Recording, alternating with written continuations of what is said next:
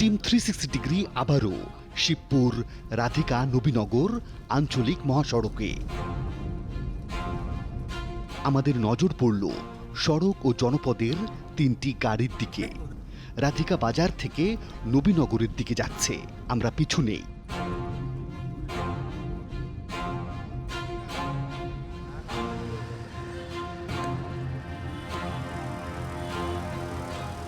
নবীনগর থেকে গাড়ির বহরটি আবারও শিবপুরের দিকে যাত্রা করল।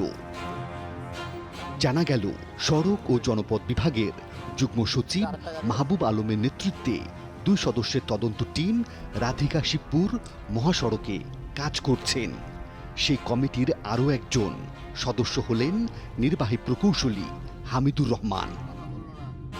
2 সদস্যের এই তদন্ত দলের সাথে রয়েছেন ব্রাহ্মণবাড়িয়া নির্বাহী প্রকৌশলী মীর নিজামুদ্দিন আহমেদও।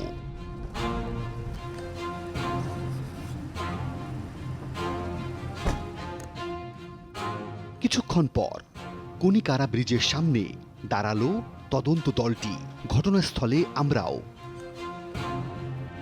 ঘটনাস্থলে আমাদের উপস্থিতি যেন মেনে নিতে পারছিলেন না হামিদুর রহমান। স্যার, যমুনা টিভি থেকে কোনো না আপনাদের সাথে তো আমাদের তো নেই। আপনারা ভিডিও করতেছেন কেন? ও আপনাদের তদন্তে আসছেন এই বিষয়ে? না আপনাদের কি আমরা ডাকছি? গোপনীয় তদন্ত আপনারা ভিডিও করার তো তদন্ত দলটির প্রধান মাহবুব আলম ঠিকাদারের কাজের মূল্যায়ন শুরু করলেন।